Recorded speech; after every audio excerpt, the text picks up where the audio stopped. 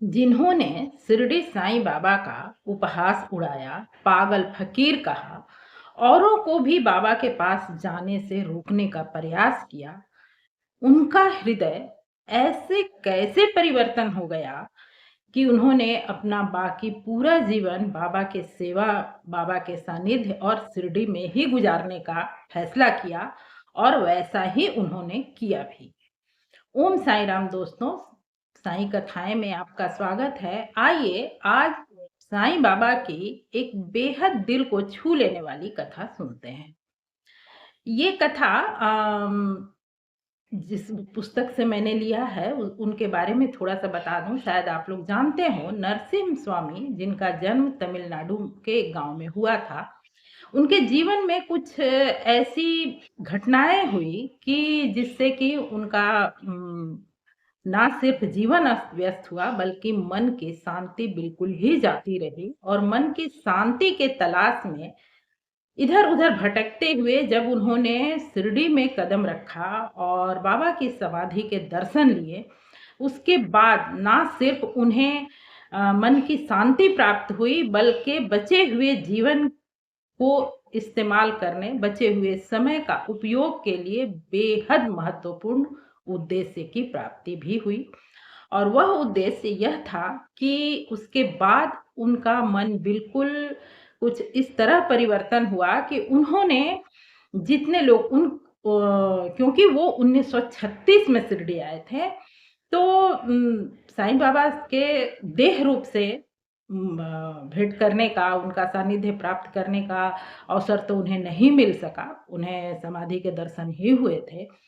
पर जिन भाग्यशाली लोगों ने बाबा के दर्शन लिए थे, देह रूप में उनके सानिध्य प्राप्त किया था, उन्हें स्पर्श किया था, उनके साथ कुछ समय गुजारे थे, कुछ उन्हें अपना अनुभव हुआ था, उस अनुभवों को एकत्रित कर, उसकी सच्चाई को समझकर उन्होंने पुस्तकीयकरण किया है। उन्हीं में से ये एक कहानी है। आज की कहानी जो है, उनका नाम है काशीनाथ खंडेरकर। काशीनाथ खंडेरकर, और उन्हीं की कहानी है। वो अपनी कहानी लिखते हैं कि उनके कुल गुरु, उनके घर के जो गुरु थे, उनका नाम था रमानंद भंडारे। तो उन्होंने ही, उनके गुरु ने ही उन्हें ऐसा मतलब सलाह दिया था कि एक लिस्ट दी थी उन्होंने जिसमें कुछ संतों के नाम थे, और उन रमानंद जी ने कहा था ये काशीनाथ जी से कि आप अपने जीवन में इन संतों से अवश्य ही मुलाकात करें। अब काशीनाथ जी अपने समय और सुविधा के अनुसार कुछ संतों के दर्शन उन्होंने लिए, और उसके बाद वो उस लिस्ट में साईं बाबा का नाम भी था, तो साईं बाबा से मिलने पहुंचे। साईं बाबा से मिलने के बाद ऐसा हुआ कि जब वो बाबा के समीप यानी द्वारका माई में जैसे ही पहुंचे, तो बाबा ने आओ रामदास कह के उन्हें संबोधित किया।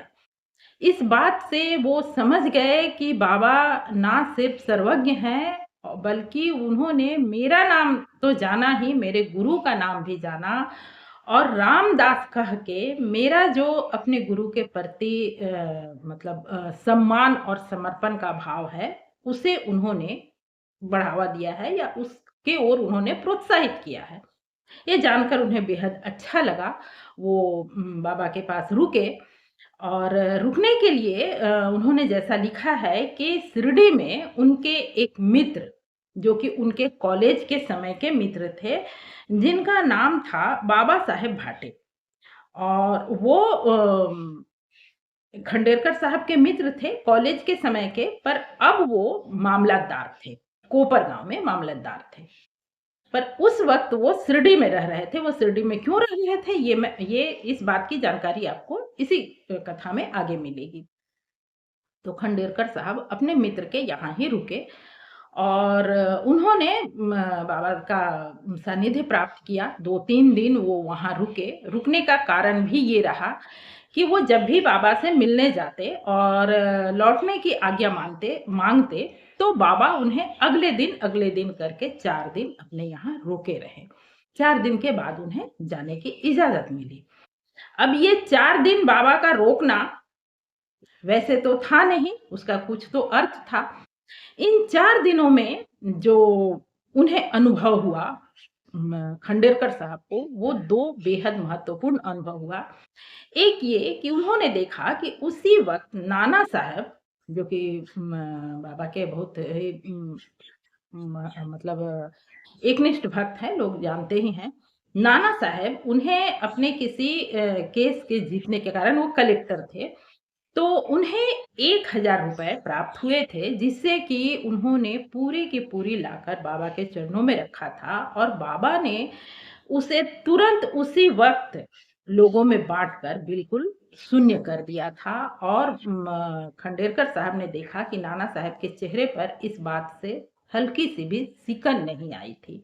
ये भक्ति का एक रूप है, भक्ति का प्रकाष्ठा है, जिसका दर्शन कि बाबा ने उन्हें कराया।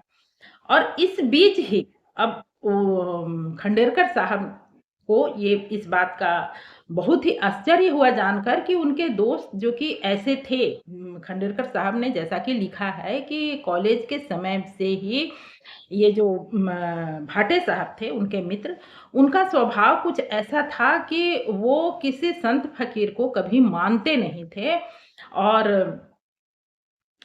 उनका मज़ाक उड़ाने में भी उन्हें कोई मतलब संकोच नहीं होता था।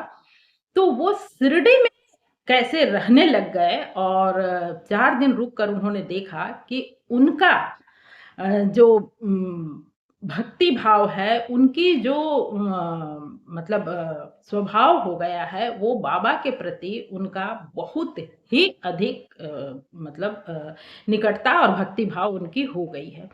इस चीज़ को जब जानने का उन्होंने प्रयास किया और अपने मित्र से पूछा, तो उन्हें जो जानकारी हुई कि खंडेलकर भाटे साहब का ऐसा था कि वो कोपर गाँव में थे और कोपर गाँव से जब उनके मित्र या उनके कोई रिश्तेदार बाबा से मिलने आया करते थे, अब शिरडी से बहुत ही नज़दीक है कोपर गाँव, तो कोपर गाँव से लोग आते ही थे बाबा से मिलने, तो वो उन्हें रोकते थे और बाबा का भी पागल फ़कीर कहकर मज़ाक उड़ाया करते थे। इस तरह काफ़ी समय गुज़रा, वो कभी भी लोग के कहने पर भी लोग कहते भी थे कि आप एक बार जाकर बाबा से मिल तो लीजिए, उसके बाद उनके प्रति कोई भी राय कायम कीजिएगा। पर भाटे साहब ने कभी भी बाबा से मिलने की कोई प्रयास नहीं किया। पर हुआ ये कि कुछ समय बाद उनके सरकारी कार्य के अनुसार, उनके अपने कार्य के किसी कारणवश उन्हें शिरडी में 6 दिन का कैंप करना पड़ा। अब वो शिरडी आए, कैंप उन्होंने किया, पर पहले 2 दिन उनके मन में बाबा से मिलने की कोई इच्छा जागृत नहीं हुई और वो बाबा से मिलने नहीं गए। पर तीसरे दिन उनके मन में अचानक कुछ ऐसा लगा कि ये फ़कीर आखिर करता क्या है? क्या ऐसा इसमें जादू है कि लोग इसके पीछे पागल होते हैं? मन का भाव उनका यही रहा और इसी भाव से वो बाबा से मिलने द्वारका माई पहुँचे।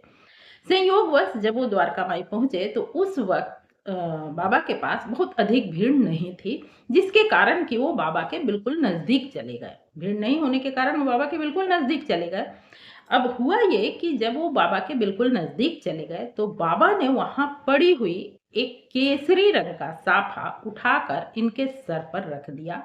कुछ इस भाव से जैसे कि किसी को सम्मानित किया जा रहा हो, सम्मानित किया गया हो। हुआ ये था कि बाबा आज तो हम बाबा को अपने पसंद के अनुरूप हर रंग के, हर तरह के, हर खूबसूरत, चमकीले हर तरह के वस्त्र से सुशोभित करके हम उनकी छवि को निहारते हैं, ये बात तो आज के समय हो रहा है।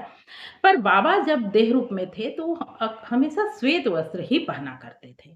तो किसी ने उन्हें केसरिये रंग का साफा दिया था, जो कि उनके पास यूँ ही पड़ा हुआ था, वहीं सामने में पड़ा हुआ था। बाबा उसे पहनते नहीं पहनते पता नहीं, वो नहीं ही पहनते क्योंकि उन कभी उनके देह रूप में किसी रंगीन वस्त्र में किसी ने देखा नहीं है। ऐसा कहीं मतलब वर्णन मिलता नहीं है। तो वो साफा उनके पास पड़ा हुआ था और उसी वक़्त ये भाटे साहब वहाँ पहुँचे, बाबा ने उसे उठाकर इनके सर पर रखा। कुछ पल के बाद वो भाटे साहब वहाँ से आ गए, पर उन्होंने जैसा कि खंडेलकर साहब को बताया है कि वो पल मेरे जीवन का बिल्कुल अनमोल और अद्भुत पल रहा। उसके बाद से मेरे मन में ना सिर्फ़ साईं के प्रति आकर्षण उत्पन्न हुआ, बल्कि धीरे-धीरे मुझे ऐसा लगने लगा कि मुझे अपना बाकी जीवन बाबा के चरणों में, बाबा के सानिध्य में, बाबा की सेवा में ही गुज़ारना है। और मैंने तो बिल्कुल नौकरी छोड़ देने तक का निर्णय ले लिया। पर बाबा ने मेरी सर्विस और मेरे परिवार और मेरे बाकी चीज़ों की रक्षा करते हुए नाना साहब से कहकर, चूँकि वो कलेक्टर थे, तो नाना साहब से कहकर उन्होंने 1 वर्ष की छुट्टी का आवेदन करवाया। नाना साहब ने आवेदन किया, मुझे 1 वर्ष की अवकाश प्राप्त हुआ, छुट्टी मिला और मेरे अफ़सरों को लगा था कि मैं 1 वर्ष के बाद लौट जाऊँगा, पर 1 वर्ष के बाद भी मुझे बाबा से अलग होने की इच्छा ही नहीं हुई।